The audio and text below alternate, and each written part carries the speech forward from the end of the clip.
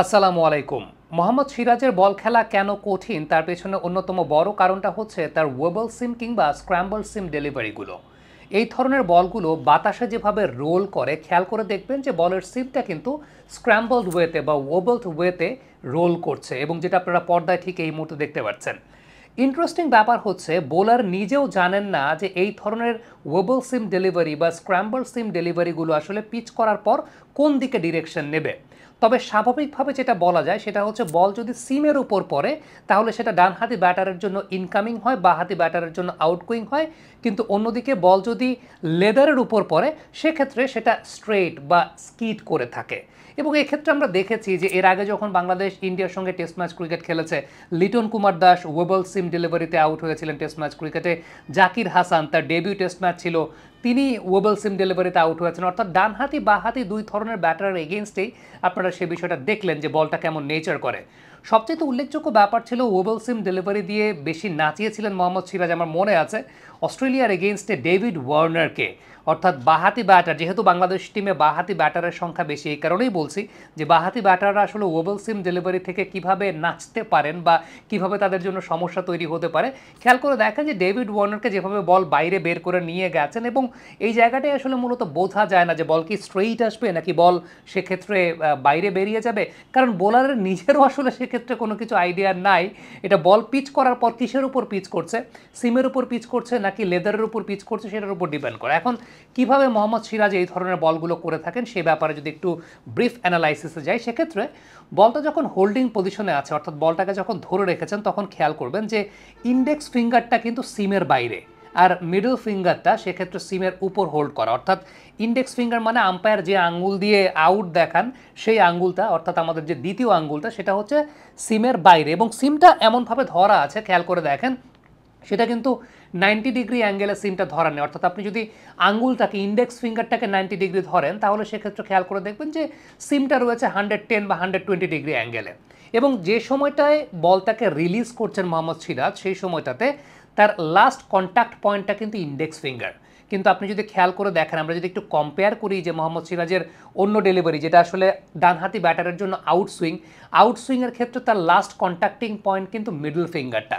তো এই জায়গাটা অনেক বড় পার্থক্যের জায়গা। প্রথমত তো সিম ধরার ক্ষেত্রে একটা পার্থক্যের জায়গা আছে, যে সিম ধরছেন তিনি ইন্ডেক্স ফিঙ্গারটাকে বাইরে বের করে রাখছেন, সিমটা অনেকটা 120 ডিগ্রি অ্যাঙ্গেলে রয়েছে কিংবা 110 ডিগ্রি অ্যাঙ্গেলে রয়েছে, এবং লাস্ট কন্ট্যাক্টিং পয়েন্টটা ওয়েবল সিম ডেলিভারি কিংবা এই ধরনের বলের জন্য হচ্ছে ইন্ডেক্স ফিঙ্গারটা। কিন্তু যখন তিনি আউটসুইং করছেন ডানহাতি ব্যাটারের জন্য সে সময়টাতে তার লাস্ট কন্ট্যাক্টিং পয়েন্টটা থাকছে মিডল ফিঙ্গার। এরপর খেয়াল করে দেখেন বলের রোলিংটা কেমনভাবে হচ্ছে, বলের সিমটা স্ক্র্যাম্বলড ওয়েতে মুভ করছে, এবং এরপর যে বিষয়টা ঘটে সেটা হচ্ছে সিমে পড়লে সেটা ডানহাতি ব্যাটারের জন্য ইনকামিং কিংবা বাঁহাতি ব্যাটারের জন্য আউটগোয়িং, এবং যদি লেদারের উপর পড়ে সেক্ষেত্রে সেটা স্কিড করে চলে যায়। এখন এই জায়গাটা বাংলাদেশে ব্যাটারদের প্রবলেমটা কোথায় হতে পারে, বিশেষ করে বাংলাদেশের টপ অর্ডারের ব্যাটাররা যেহেতু বাঁহাতি ব্যাটার, মোহাম্মদ সিরাজের কিন্তু আরেকটা এক্সেপশনাল বৈশিষ্ট্য আছে, সেটা হচ্ছে বাঁহাতি ব্যাটারের জন্য ইনকামিং ডেলিভারিগুলো তার ন্যাচারাল। অর্থাৎ এটা তাকে আলাদা করে কোনো কিছু করতে হয় না। অর্থাৎ ন্যাচারাল আউটসুইং ডানহাতি ব্যাটারের জন্য কিংবা বাঁহাতি ব্যাটারের জন্য ন্যাচারাল ইনসুইং, সেই কাজটা মোহাম্মদ সিরাজ খুব ভালো করতে পারেন। আপনারা যদি এর আগে বাংলাদেশ যখন টেস্ট ম্যাচ ক্রিকেট খেলেছিল ইন্ডিয়ার এগেনস্ট, নাজমুল শান্ত প্রথম বলে যেভাবে আউট হয়েছিলেন, একটা natural incoming delivery for left handers, এবং সেটা মোহাম্মদ সিরাজের একদম ন্যাচারাল ডেলিভারি। যেটা আমরা জানি যে এরকম ইনকামিং বলার এগেনস্টে বাংলাদেশি ব্যাটারদের একটা বড় দুর্বলতার জায়গা আছে। ইভেন অস্ট্রেলিয়ার সঙ্গে যখন ইন্ডিয়া টেস্ট ম্যাচ সিরিজ খেলেছিল তখন আমরা দেখেছিলাম যে ইনিংসের প্রথম বলেই মোহাম্মদ সিরাজ এরকম একটা ইনকামিং ডেলিভারিতে বাঁহাতি ব্যাটারকে আউট করে দিয়েছিলেন একদম ইনিংসের ফার্স্ট বলে এলবিডব্লিউ, এবং সেক্ষেত্রে ব্লাইন্ড জোনটাকে ব্যবহার করেছিলেন।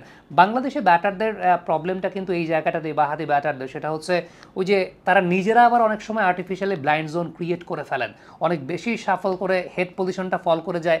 সো দ্যাটস ওয়াই ব্লাইন্ড জোনটা ক্রিয়েট হয়ে যায়। সিরাজের যেহেতু মুভমেন্টটা খুব ভালো আছে, এখন একদিকে মুভমেন্টের জন্য আপনি প্রিপারেশন নিচ্ছেন যে ঠিক আছে সিরাজ আপনাকে ইনকামিং বল করবে কিংবা ইনকামিং বলের এগেনস্ট আপনার দুর্বলতা আছে, আপনি সেই অনুযায়ী প্রিপারেশন নিচ্ছেন, but Siraj has is oval SIM deliveries, এবং এই ওভাল সিম ডেলিভারি কিংবা স্ক্র্যাম্বল সিম ডেলিভারিটা বাঁহাতি ব্যাটারের জন্য বাইরে বের করে নিয়ে যায়। আমরা আবার একটু দেখাই যে ডেভিড ওয়ার্নারকে যেভাবে মোহাম্মদ সিরাজ ডিস্টার্ব করেছিলেন বাঁহাতি ব্যাটার, জাকির হাসানকে যেভাবে আউট করেছিলেন এই ধরনের বল করেই কিন্তু আউট করেছিলেন। সো মোহাম্মদ সিরাজের এগেইনস্টে খেলার সময় আপনাকে অনেক লেট অ্যাডজাস্টমেন্টটা খুব গুরুত্বপূর্ণ, কারণ বল কোথায় পিচ করছে, বল কি সিমে পিচ করছে নাকি লেদারে পিচ করছে সেটা দেখাটা খুব গুরুত্বপূর্ণ, বা সেই অনুযায়ী বলের ডিরেকশনটা লাস্ট মুহূর্ত পর্যন্ত ফেস করাটা খুব গুরুত্বপূর্ণ। আমার কাছে মনে হয় যে বাংলাদেশ টিমের প্র্যাকটিস মেথডে মোহাম্মদ সিরাজকে ফেস করার জন্য আলাদা যদি কোনো ক্রাইটেরিয়া যুক্ত করা যেত, যে ওয়েল এই ধরনের বোলারের এগেনস্টে আমি লেট রিয়াকশন দেখাবো, একদম লেটে শট খেলবো, তাহলে সেটা মোহাম্মদ সিরাজকে ফেস করার জন্য